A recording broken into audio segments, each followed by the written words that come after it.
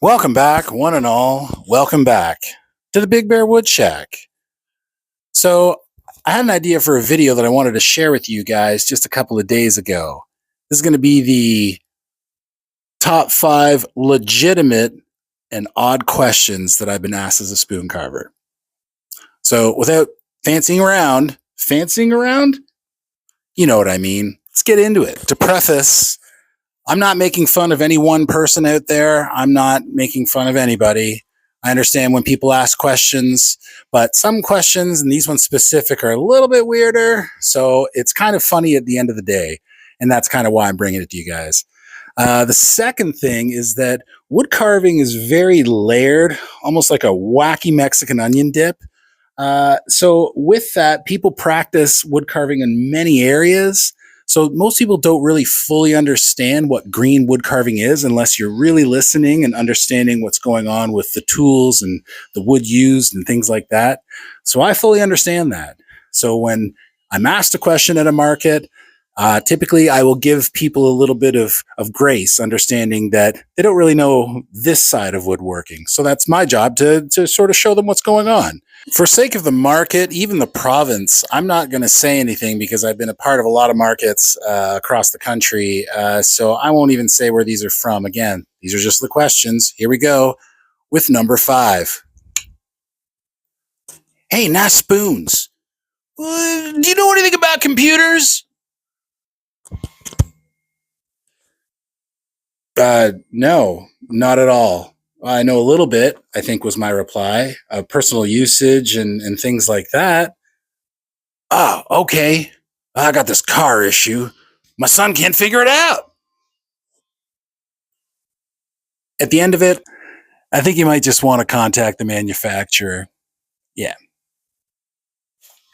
It's important to keep in mind that what my table looks like at most of these markets is this.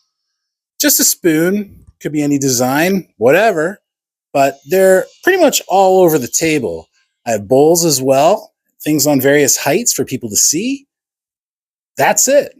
Sometimes I may bring my chopping block for demo purposes, but for the most part, that's what's on the table. So when you approach the table, just remember, keep that in mind. That's what people are seeing. Which brings us to question number 4. Did you ever kill chickens on that chopping block?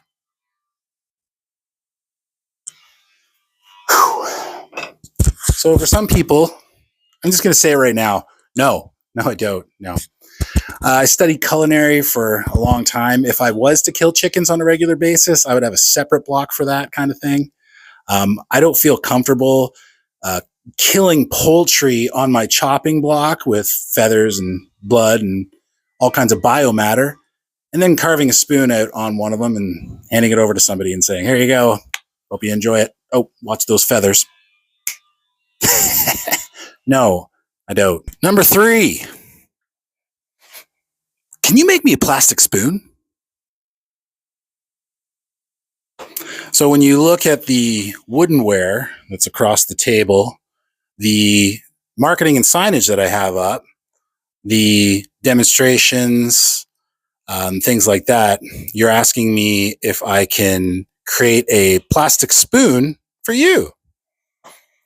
Going against the aesthetic, going against the environmental issue when it comes to that type of thing, and going against pretty much everything again that a spoon carver stands for.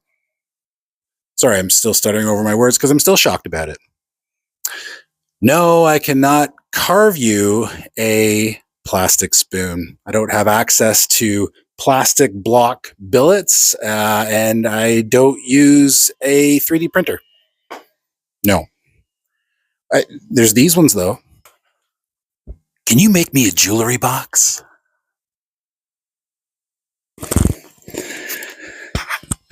This was one of my first original questions. Get out of here, mosquito. At one of my first original markets, I couldn't get the correlation of the two. There's spoons all over. You know, somebody walked up and literally just looks and goes, "Oh, those are great. Can you make me a jewelry box?" Yeah, yeah. That makes, yeah. No, I cannot do that. Oh, I remember the rest of this conversation. The man said, "Well, it's actually going to be a special gift for my wife, and I need it within a week for a Christmas present." So, okay, you see the spoons, you immediately think jewelry box, and you want it within a week. A very fine, detailed jewelry box with probably exotic wood, cushions, mirrors, all of this from me in a week before Christmas. I'll just stop right there. Now for the number one question that I've ever been asked. And again, these are market questions from coast to coast. This is not from online. Well, maybe I'll do that in another video. The number one question that I've been asked in a market: can you repair my canoe? Yeah,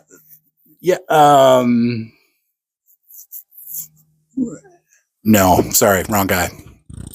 Literally asked that question.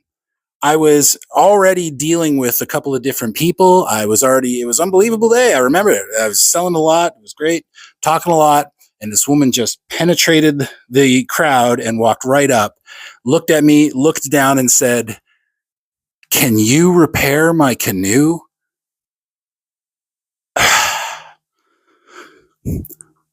Hey, I'm a canoe enthusiast. I've been a part of some repairs and builds and things like that. You might have, looked at me and thought, that's a canoe guy. Okay, I'm flattered. But the reality is you walked up to the table, you saw what was on it and said, "Oh, spoons, wood, canoe repair?"